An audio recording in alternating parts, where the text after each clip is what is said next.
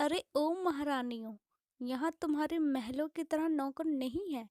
काम कर लो। शांति की ये रोबदार आवाज सुनकर उसकी दोनों देवरानियां आशा और सुनीता अंदर तक कांप जाती थी।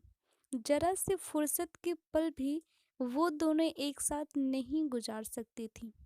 दोनों के पति कमल और सुशील उनके बड़े भाई राम के साथ एक ही दुकान पर काम करते थे। बात दोनों तरफ एक जैसी थी।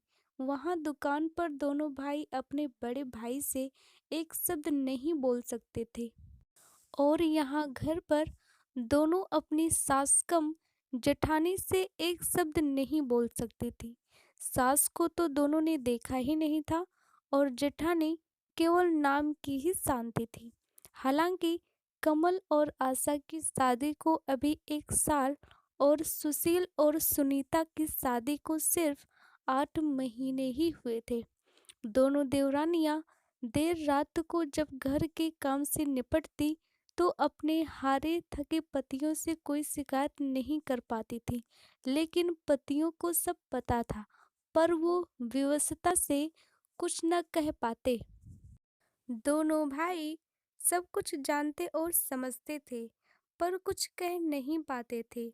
माँ बाप के मरने के बाद भाभी ने बड़े भाई को ऐसा काबू में किया कि वो तो ना कुछ देखते थे और ना ही कुछ बोलते थे।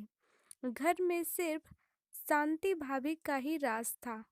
बड़े भाई के 2 बच्चे थे, एक लड़का और एक लड़की। दोनों भाई अपने उन भतीजे और भतीजी पर जान छिड़कते थे, पर भाभी ने कभी अपने देवरों को नौकर से ज्यादा कुछ नहीं समझा। दोनों के दिल में भाभी की वैसे तो हर बात चुभती थी, पर एक बात आज भी उनके दिल में नस्तर की तरह चुभी हुई थी, जो कमल और सुशील की शादी से पहले हुई थी। हुआ यूं कि एक दिन तीनों भाई एक साथ खाना खाने बैठे। भाभी ने पहले बड़े भाई को खूब देसी घी में चुपड़ चुपड़ कर रोटियां खिलाई और जब कमल और सुशील खाना खाने बैठे तो देसी घी का डब्बा एक तरफ रख दिया और डालडा से रोटी चुपड़ चुपड़ कर दोनों भाइयों को खिलाने लगी। ये देखकर कमल ने हिम्मत करके भाभी से कहा, भाभी, हमको भी देसी घी से चुपड़ कर रोटी दो ना। बड़े भाई को भी तो आप देसी घी की रोटी देती हो। इतना सुनते ही शांति भड़क गई और बेलन नचा नचा कर बोले, हाँ, तुम्हारा बाप बहुत जायदाद छोड़ गया है और तुमने बड़े महल खड़े कर दिए हैं, जो तुमको भी देसी घी की चुपड़ी हुई रोटियां चाहिए। पर भाभी, बाप तो हम सभी भाइयों का एक ही था और अब बड़े भाई ही हमारे पिता हैं। तो आप ये दो बात क्यों करती हैं? कमल ने कहा। इतना सुनते ही शांति का पारा आसमान पर पहुंच गया और उसने बेलन दूर फेंक कर मारा और राम से चिल्लाती हुई बोली, मेरे बस का नहीं है कि मैं सबका काम भी करूं और ताने भी सुनूं। पत्नी को क्रोध में देखकर राम की तो जैसे जान ही निकल गई।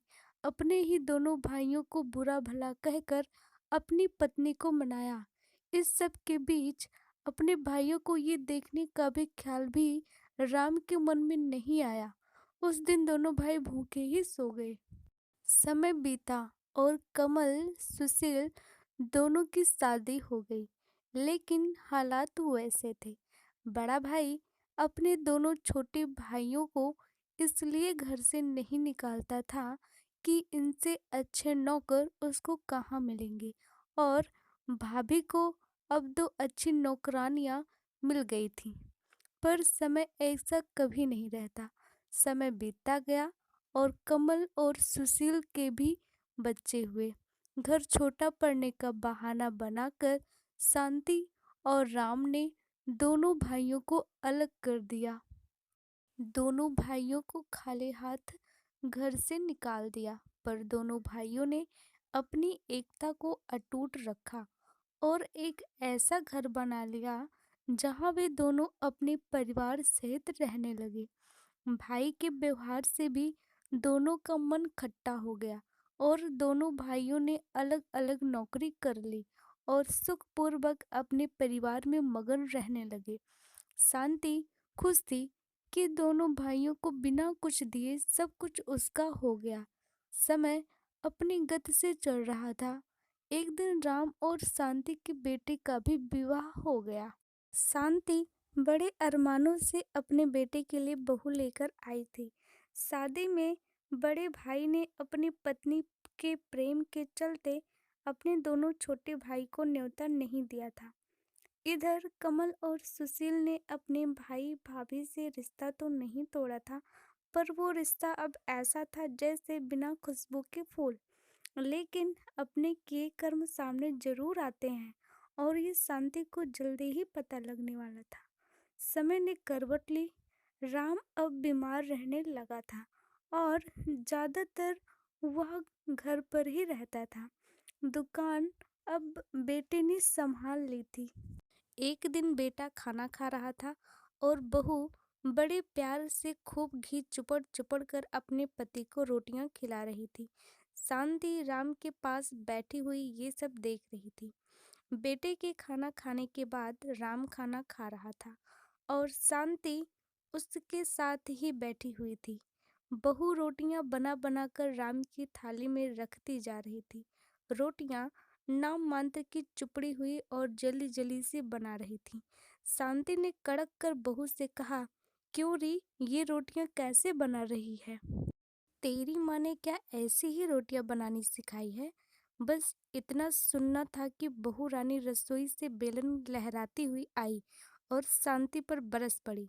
देखो सासू माँ, मेरी माँ पर मत जाना, और रही बात मेरी माँ ने क्या क्या सिखाया है, तो उन्होंने जो सिखाना था वो सिखा चुकी। अब मुझसे बात करो। और क्या हो गया?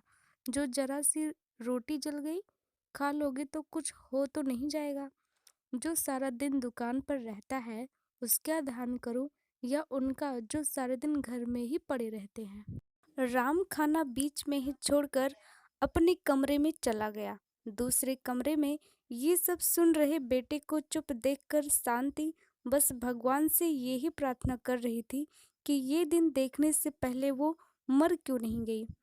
एक मेरे देवर और देवरानियां थीं जिन्होंने आंख उठाकर भी हम भैया भाभी को कभी नहीं देखा। जवाब देने की तो बात बहुत दूर रही, और आज मेरी बहू ही।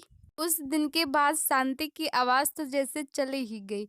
जैसा बहू और बेटा चला रहे थे उसी तरह ही जिंदगी को चलाने का शांति और राम ने समझौता कर लिया। शांति की तानाशाही को अब विराम लग चुका था।